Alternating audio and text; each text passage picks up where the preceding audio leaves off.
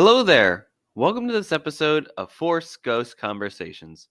This is your host, Anthony King, and this week, along with special guest Mrs. Force Ghost Conversations herself, Elise King, we're going to take a deep dive look into the Season 2 episode of The Bad Batch titled The Crossing. At the end of the show, we will also do a quick trailer reaction and recap for the new Indiana Jones and the Dial of Destiny trailer that was unveiled during the Super Bowl. Before we get started, I'm inviting you to join the conversation with us. We can be found on Twitter and Hive at Force Ghost Pod. You can also follow us on Facebook, Instagram, YouTube, and TikTok just by searching Force Ghost Conversations. We look forward to connecting with you on those platforms. Also, please be sure to subscribe, rate, and review the podcast on your listening site of choice. Plus, Force Ghost Conversations is now on Patreon. If you're a fan of the podcast and would like to consider pledging your support, there will be a link in the episode description for you to check out the various tiers offered. And finally, please be sure to check out our TeePublic store to buy some Force Ghost Conversations merchandise. And without further ado, it is time to gather around the campfire for some Force Ghost Conversations.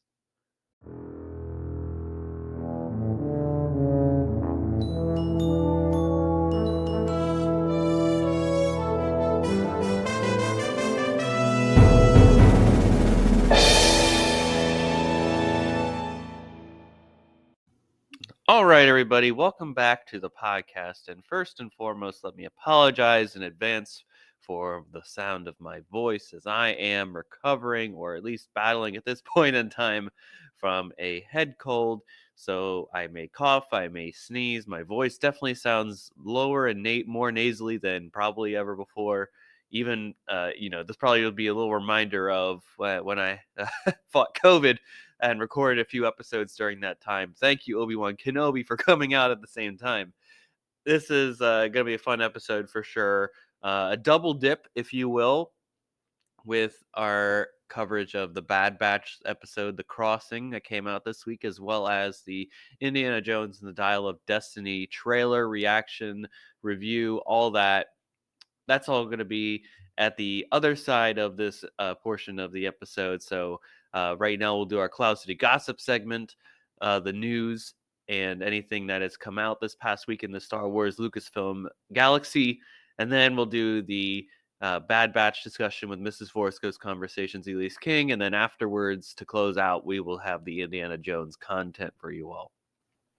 So let's get into Cloud City Gossip for this week. And first, the music score for the first 8 episodes of The Bad Batch are now live on streaming platforms. Be sure to check out and support the great music that Kevin Kiner has put together for the show. I've already listened to about half of it now, and it's pretty good, so you don't want to miss out on that. Next, if you watched the Super Bowl this week, as I alluded to, what we're going to talk about later in the podcast, you might have seen that a brand new trailer for Indiana Jones and the Dial of Destiny was revealed. Be sure to stay tuned again after our Bad Batch discussion today to hear a live reaction and breakdown of that trailer. Also, Star Wars is now on TikTok. They've already posted some fun videos, so go follow them if you're on that platform, and it can be found at Star Wars. And while you're there, you may want to give Force Ghost Conversations a follow as well. Not pushing you, but we do have some fun content on that platform from time to time. Furthermore, Star Wars Night is coming back to Disneyland. The event will take place the evenings of May 2nd, not March, May 2nd, May 4th, May 8th, and May 11th as part of a month-long celebration of Star Wars Day, aka May the 4th, with a special private party inside Disneyland from 9 p.m. to 1 a.m. The adventure begins at Disneyland Park each night starting at 6 p.m. with no theme park reservation required. And I'm sure this endeavor will be a blast if you're able to attend. I know they did one of these themed nights during Star Wars Celebration, and I heard a lot of great feedback from people within our Force Ghost Conversations community, as well as the larger Star Wars community, that were able to go have fun and participate in this event. A lot of great special character meet and greets take place during this time, as well as they do special food items and then drinks that can only be found during this event. So you for sure don't want to miss out. Plus, I think the rest of the park is open too, if I am not mistaken, and the lines are usually shorter than and typically during the day. And also, Batu at night is gorgeous. So why would you not want to milk every aspect of that you can? Finally, some big hitters have been announced to attend Star Wars Celebration in London in just a few short weeks. These guests include Andy Serkis, Ian McDermott, and of course, Ewan McGregor. If you're going to the convention, be sure to check out how to get photo opportunities and autographs now at StarWarsCelebration.com, as I'm sure they will fill up fast for these incredible actors. And on the other side of this short break, we will have our discussion of the Bad Batch episode, The Crossing. Stay tuned, folks.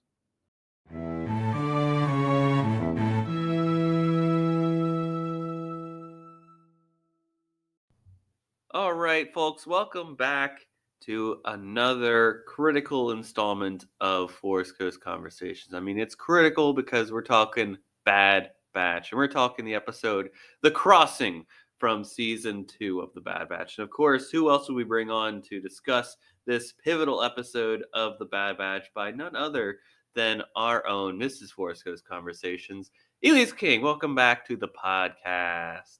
Thank you so much. This is my favorite episode thus far. Really? Well, I loved it too. So let's get into the nitty gritty of it all. I mean, I'm gonna say it too. I thought this was up there for one of the best overall for the show, for me at least. The show, wow. Yep, okay. Yep. It's a slow character piece that tackles the emotion of loss and processing it. Tell me your overall thoughts, because it sounded like you enjoyed it just as much as I did. Well, I feel like I've said it almost at the end of every episode, but I've wanted more interactions between the Bad Batch themselves. I wanted them have to go through family strife, and as much as it hurt to see it, it needed to be done. It needed to be done, and I got it. Yeah. I got it between some of the Bad Batch themselves, between Omega and some of the guys. I got it. I got all the interactions. Not all of them, but a lot of interactions.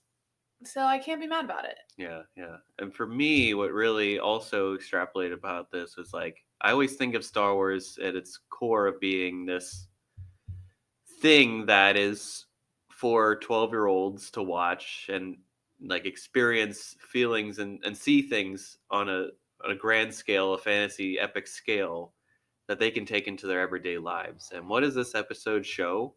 That it's okay for a 12-year-old to do? It's okay for her to extract deadly, well, not only that, combustible materials from a granite wall or whatever. On an emotional level, what it tells kids and the kid in all of us is that it's okay to be vulnerable. It's okay to process and take time to process a loss. These are important lessons to learn, and the fact that Star Wars is basically telling you it's okay, take time, take a full episode to do this and have these conversations and talk through them, like that's very powerful to me. And also processing looks different for a lot of people. Exactly right. Yes. Can't compare two journeys. We all come through different ways. Exactly. This is the power of what Star Wars can do, and it makes me thrilled that our niece is going to be able to see this. I get a feeling that you're like into Star Wars. How did you know? And that you think it's relevant to everyday life. Well, if you look for it, it's there. I'm just teasing you. Yes, teasing indeed. Teasing indeed. Audience, I'm being mean because he's sick and I'm teasing him. Yes, it's a double whammy. Anywho, spoiler alert for the episode, as we've already got into it, folks. But what are you doing? You know the drill by this point in the podcast. We always forget about telling you because we're just so excited to talk about it. Don't press play if you don't want to know. Exactly. So, I mean, frankly, in last week's podcast, we speculated a bit about how the group would handle the loss of Echo. And specifically for Omega, we talked about this is really the first time that she herself has had to deal with a loss that was, a part of her family in a way. How do you think that was handled in the episode overall? I mean, I think brilliantly. Yeah. I think it was brilliantly handled. I'm glad that they took time, as you said, to dive into those feelings and that they didn't, because obviously Hunter, Wrecker, Tech, they can process and compartmentalize as like soldiers can, right? Yeah, they move on. Yeah, they even if they might be feeling things, they can put that in a box and they can move on to the next moment. There's the next mission that they have to tackle. Yeah. A 12-year-old won't know how to do that Mhm. yet. So it makes complete sense that Omega needs longer time, and also makes the Bad Batch learn how to vocalize feelings. Right. Right? That's not just like, well, we miss them and we're moving on. You know, like, because that's not satisfying to hear when you're hurting. Yeah, that's the best part of this, really, is you can see the difference between the upbringings of these two, where Omega is pushing our heroes emotionally to places that we've seen them be pushed physically, right? Every episode we almost see Wrecker being thrown into the jaws of Does some he monster. have to be the one that always gets He always gets trampled bashed? over. He tried to be eaten alive, thrown into some cave, right? There's always some bigger monster that comes and pushes him to his physical limits. But this was the emotional limits that our characters can handle, right? Because for them, this is probably the first time that they've ever had to face. It was funny because I was, in the beginning when Omega tries to have a moment with Wrecker, and Wrecker, I don't know what he says, but it's kind of like, well, we just keep going. We keep going. Yeah. And I was like, is that? Yeah, I think he made his choice. Right? I was like, we got to keep going. But I was like, is that our moment this episode? Is that all I get between Wrecker and Omega? That makes me upset. It was so short and not satisfying. And then later on, obviously, the big moment is between Tech and Omega, which we haven't seen a lot of. Yeah. So I was like, I was definitely that need for that kind of scene, that like brotherly bond, sisterly bond kind of thing. I was very happy to get it at the end, even if it wasn't I wasn't expecting it with Tech, but I think that also made it a little more satisfying. Yeah. Well, that was the crux of the episode, of course, was the emotional explosions, if you will, right? There's a lot of action emotionally in this episode between the character developments of Tech and Omega. I like that. Emotions, the explosion. Yeah. I pull that from the Action Guys podcast. Oh, okay. Where they would say, like, a film doesn't need to necessarily have explosions to be an action movie. It can be emotional explosions, as they would. So that's what I'm pulling from that from. I like it. Yeah, our buddies, not necessarily buddies, we don't know them, but Ben Bateman and Andrew Guy coined that term. So shout out, good job. Shout out to them, indeed. But I although certainly Tech and Omega were at the heart of like what we should be focusing on, like those were two of the protagonists of this episode, clearly. Hunter and Wrecker certainly let it be known that they were upset with how Tech handled that, and just Wrecker's just shaking his head, looking at him. I was sitting there. Well, that's why I like this episode so much as well, because it's not just between one of the guys and Omega. We had a couple of scenes where Omega was not on screen, and it was just them, and they weren't talking about a mission. Yeah. We don't get a lot of those scenes. I love those scenes. I love, I don't know what else I'm trying to say. I love these scenes. Yeah. But I had a couple thoughts when they were all sitting around in front of the rock pile when they were trapped. Was one, Wrecker is so happy Tech's in trouble. It's not, yeah. Because Wrecker's been in trouble, and they've been ragging on Wrecker the whole episode that up to that point. And two, I also got a vibe that, like, yes, Omega is going through something that is emotionally charged, and rightfully so. But she also, how she expresses herself, I was getting some teenage vibes. I was getting some preteen, teenage vibes. Yeah, yep. And then, of course, Tech is Tech and almost like a dad about it. He's like, what's your issue here? I would argue none of them know. Like, as soon as she starts getting to, like, real teenage years, there might be some strife. I don't know how long Bad Batch would go, but I would watch, like, quick, short excerpts of that. Because these men do not know how to handle that. What I really liked about that sequence too is that it reminded me of like you and your siblings when someone says something to another that is kind of out of line or out of place, like the other siblings kind of tell them what's up. And that's kind of what Hunter and Wrecker did to Tech, where I've seen it you and amongst your siblings where audience, I have 4 siblings. So there's a lot of us. So I've seen very similar instances here where it's like someone does something Well, it's wrong like to you another don't. one, and then it's just like, come on, you got to fix this.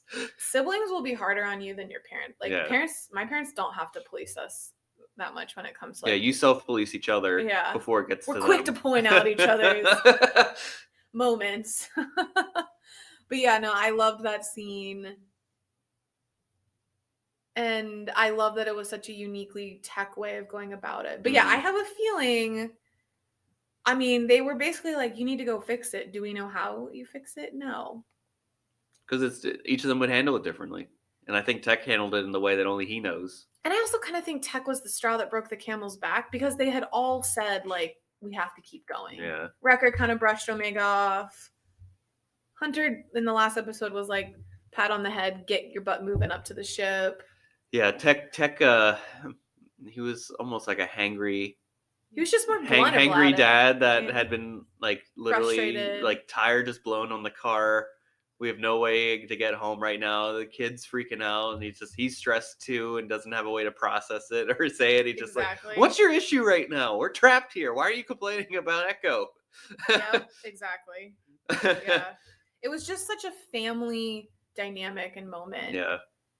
And I wonder if that's the first time, because at the end, you know, Omega's like, we're a family, aren't we? Mm-hmm. And I'm wondering, is that the first time they've ever vocalized it like that? Probably. I think so. I don't think they've ever said the word family. I think we've said it as fans and as like people in the sphere of this. We've alluded to them as being a family, but they've never, I don't, to my knowledge, have never said we are a family. Because I think even Omega before that, she just said we're a squad. We're a squad, right? Which we, you know, what's a tribe? What's a family? What's a squad, right? But squad, yeah, I think it was an interesting shift in language because squad still has the like, okay, I'm speaking in soldieries. I'm speaking in, it's like, no, I need family. Yeah. This is not a soldier moment. This is a family moment. So what do you make of the way that Tech tried to rectify things with Omega? Because it's uniquely Tech, if you ask me, but I just wanted, if you could extrapolate on what you felt during that time. Well, I love that first, like, he's never talked down to her, you know, and I like that at first he was treating her as just like a member of the team in terms of like, you can handle this, you can extract the Ipsium, you know. And then when they get swept up and then they're sitting on the banks of the pool, I thought it was very telling because I don't know how much of an emotional connection they actually have to Echo, right? Echo didn't grow up with them. Well, yeah, the group doesn't necessarily have it, but Omega's never known them to not have Echo. But I think it was more telling that, like, Tech brought up Crosshair. Because I think Tech, that was him saying, I feel his loss keenly. Yeah. And he is or was family. And I think that probably hits home. To me, that's where I was like, that's the emotional note that we hadn't seen from Tech before. Because he made that conversation personal without getting emotional. Because Tech's not going to cry, right? Like, that's not his vibe. I also just like how he said, I show feelings. I mean, he didn't say it like this, but I show feelings differently. Yeah, he pretty much said that. He's like, I may not show it the way that you do, but it doesn't mean that I don't feel it in the same way. So I just love that it was like this really great give and exchange of Omega saying, I need you to not blow this off. Yeah. And then, okay, but please don't assume I don't care. We need more communication, obviously, but let's, like, yes, we are on the same page. Yeah, for sure. And again, the emotional explosion right there. Of all this, amidst this horrifying, explosive material around them that at any time, if it's mined poorly, could be their doom. Did you have any other thoughts there? No, I think we've hit it all on the head here. This is really just an emotional. It's a slower piece, of course. There's not like thousands of droids chasing at them and stuff like that, or crabs or whatever else we've seen in this episode, right? The Trandoshans, etc. But this is just as poignant as any of those other episodes. When he jumped in, when Omega fell, and he jumped in without hesitation, I was like, this is how Tech shows he loves Omega, because he's not doing it just because she's a kid. Yeah. He's not doing it just because it's the right thing. He does it because it's an emotional response. Yeah, he didn't even think twice about it. It was knee-jerk reaction, right? She fell, I jump. Yeah, and my notes were, Tech loves Omega. Oh. And it's not like Hunter being like, you need to go do the right thing. Yeah. Tech, 1, wanted to fix it, and 2, yeah, she fell, I jumped. Agreed. This season has been really, up to this point, has been really good for Tech and Echo, because, I mean, Hunter and Wrecker had a a fair lot of moments last criticism year. of season 1 would be that those two were the Bad Batch members at the forefront. Yeah. And now that we've established them, we don't necessarily have to spend as much time with them, so it allows the other two to come to the forefront more as we challenge the group in different ways and perspectives. Yeah. So we're just getting that in a different way. And I loved how it's a very realistic conversation that I think a lot of families have had at some point, where it's like, when they deal with a certain loss, it's like, I process things differently than you do, and that's okay. Yeah, but to not talk about it at all It's not okay. It's not okay. Yeah. Now, I know this didn't have as many real explosions as past episodes, but there was a traumatic moment. For you, at least, I think. No, I think for all millennials. For you, at least. For all millennials, there was a tragic yes, moment. you were getting right to the Lion King sequence, as I like to call it. Yes, what is Disney doing? We go to Disneyland and we watch World of Color? Yeah, California Adventure, the World of Color show. Yep.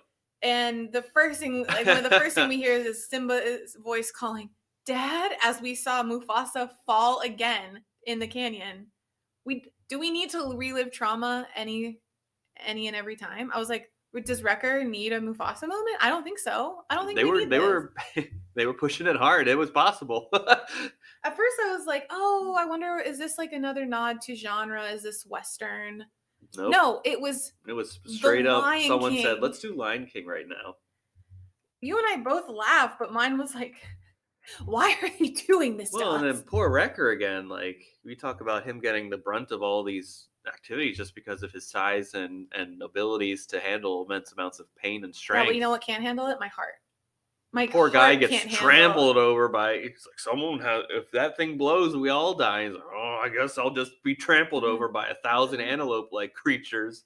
I was like, oh, you creators, you're a mean one. And then Tech is like, you can keep handling. How about you hold it for a little bit?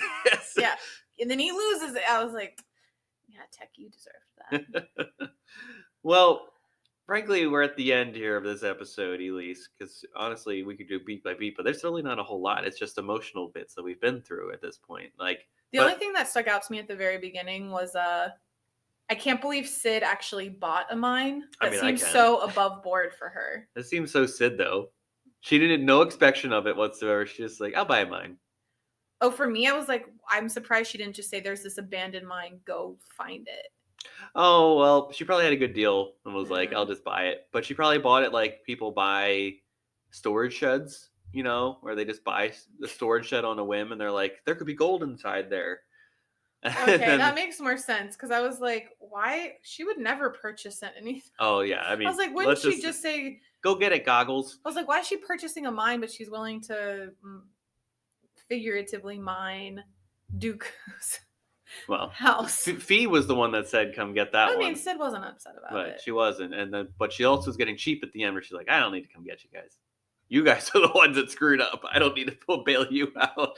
The episode was so well paced that I was like, we have to have 10 more minutes. And then it just ended, which is a great question. Which is my last question here: is do you think this episode is a two-parter? We talked about this a little bit.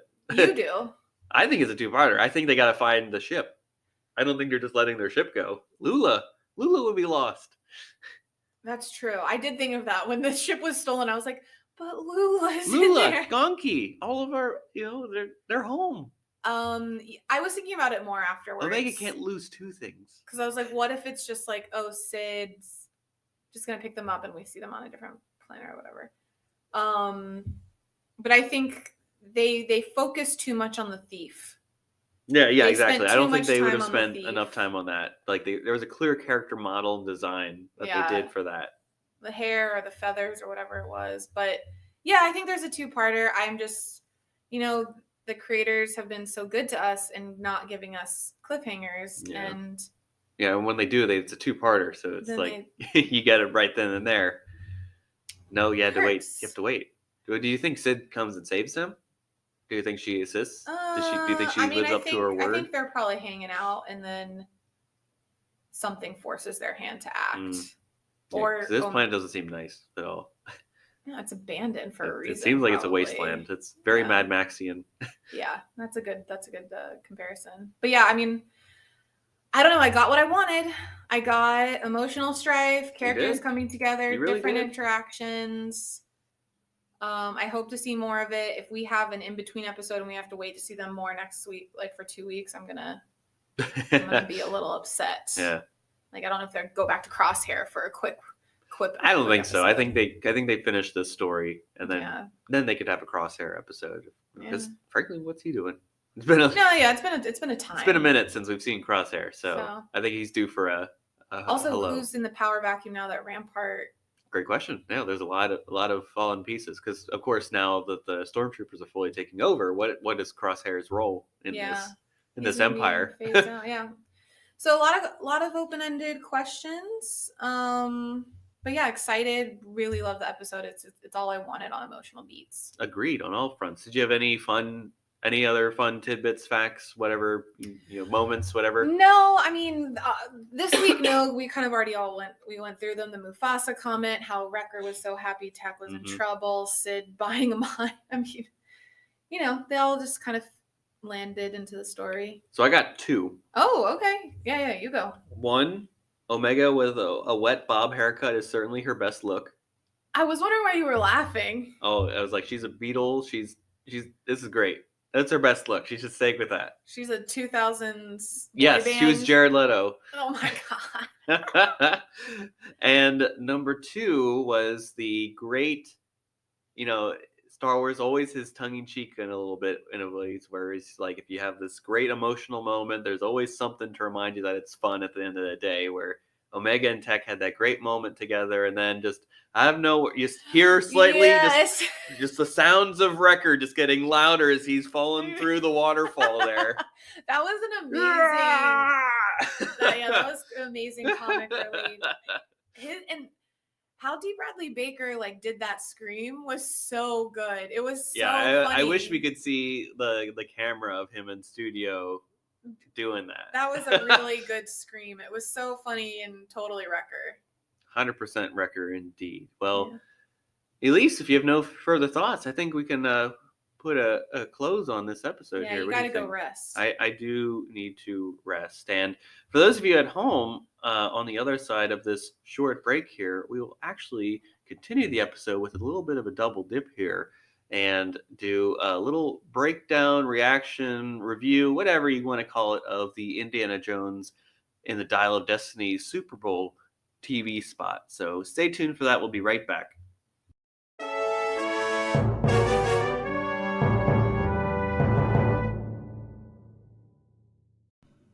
Alrighty, everybody. Welcome back to this next portion of the Force Ghost Conversations episode. You're really getting your money's worth out of this episode because I'm sure, a double dip, if you will. That's really cool. Double feature with some Star Wars and Indiana Jones content. I mean, best case scenario, if you ask me. And I'm super thrilled to bring this to you all, even though my voice is, I think, not in its best shape at this point. I hope I don't cough and sneeze throughout this next portion, but we'll see what happens here. But this is, as alluded to in the earlier portions of this episode, our discussion, review, live reaction, if you will, to the Indiana Jones and the Dial of Destiny trailer that just came out. Not really a trailer, maybe just TV spot, perhaps. That's what they're calling it on the YouTube site, where I am accessing this trailer. They're calling it the Big Game TV spot, of course, because it's debuted during the Super Bowl, which, I'm still bummed about that. I think most of our listeners, or at least, I'm telling you now, I'm a big fan of the Philadelphia Eagles, lifelong fan. So I'm still hurt by what transpired this past weekend. That whole game itself is gonna sit with me poorly for a while. Not necessarily the outcome. I'm fine with the Eagles losing. It's just how they lost. I don't think that ref should have made that call with on that 3rd and 11 there. I think you let the players play it out at that point, and that's ridiculous. I mean, don't get me started down this path. It's already been a rough week, plus having that. So let me be honest with you here too, because this needs to factor in my viewing experience here. Because this is really my first time watching this trailer fully. I was at Buffalo Wild Wings watching the entire football game, and of course it's loud there. Can't really hear too well. I'm literally watching my favorite team compete in this massive sporting event. My heart is like all over the place. My adrenaline's pumping at ludicrous speed, and I just saw glimpses. I didn't really hear a whole lot of the trailer. I just kind of fist pumped and was like, "Yay, awesome!" And then I was like, "I know I'm gonna have to cover this in the episode this week." So, um, yeah, I just kind of that all factored into this. So basically, what I'm saying here at the end of all this is that this is really my first full look at this trailer. So you're gonna kind of get some raw reactions from me as best as you can.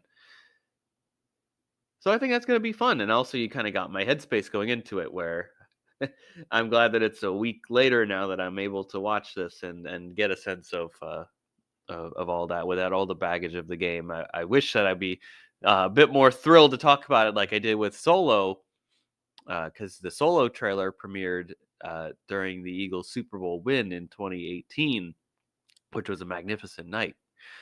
But this, not so much. Not so much, folks. But here we are. Nonetheless, here we are. Okay, so you know the rules if you've listened to Forest Ghost Conversations before and you've been a part of one of our trailer discussions. I am pulling up the Indiana Jones and the Dial of Destiny Big Game TV spot on YouTube right now. It is on the Lucasfilm Web's YouTube channel. And just search up Indiana Jones and the Dial of Destiny. You'll see the Big Game TV spot from them. Pull it up if you want to watch it together. I'm just going to play it in a few moments here, and I will basically just commentate as I'm watching it through here. So you're going to get my live reaction. If you want, you can play it alongside, so you kind of know what a sense I'm talking about here, or maybe you want to just watch on your own beforehand, so you got a sense of what I'm talking about again. But that's how we're going to do things here. And then we're going to come back together and maybe spend a few minutes talking about what anything that stood out to me, etc. And that's all the ground rules here. So for those of you at home, pause the episode now if you want to pull it up. But otherwise, in 3, 2, 1, hit and play now. Jurgen Voller. Okay. Now we know what Mads Mikkelsen's character name. Oh, look at that de-aging. Are you still a Nazi? That's a great question to ask. Whew. Yeah. Indiana Jones. Sala. Give him hell, Indy. Oh, man. That de-aging looks spectacular. Look at this. Oh, wow. Oh, man. There's Helena. And they're falling out of a plane June 30th. I mean, that's really great, everybody. I mean, that probably cost them 500,000 or to 1,000,000 somewhere to put this in the midst of the Super Bowl. And I think covered exactly what it needed to do. You showed bits of what the adventure and a return to an adventure, frankly, is going to be for the Indiana Jones franchise. It showed that Harrison Ford could still kick butt at, he was 78, 79 when he filmed this. He could still do it. Gave us a couple glimpses of some of the other side characters that are going to be in this. Jurgen Voller, which is like Mads Mikkelsen's character, looks like he was a maybe a former Nazi that is now working in the space program for the United States. A little bit of Helena, the new character played by Phoebe Waller-Bridge, as they're falling out of looks like a World War II aircraft, perhaps. I think it's a German aircraft, if I'm not mistaken. I believe that may be a Junkers, Ju-87, something like that. I'm not entirely sure off the top of my head. But wow, that's great. And of course, the Indiana Jones music swelling in the background, a little bit of Sala. And Indiana Jones is going to have to face his destiny again here in this great climactic spot. Love the view of the just overall like scenery of this, you can tell this was filmed pretty much on like sets and productions. Not dogging the volume or CG or anything like that, but I think it fits for the Indiana Jones franchise overall that it is filmed as much practically on set as possible. I thought it was great. I think it's really well done, and I'm very excited. I know there was speculation that would there be a trailer for Indy 5 at this point, because we just got that big trailer not too long ago. But we're really in the full swing of things here for Indiana Jones and the Dial of Destiny. We're going to get more content in the coming weeks for sure.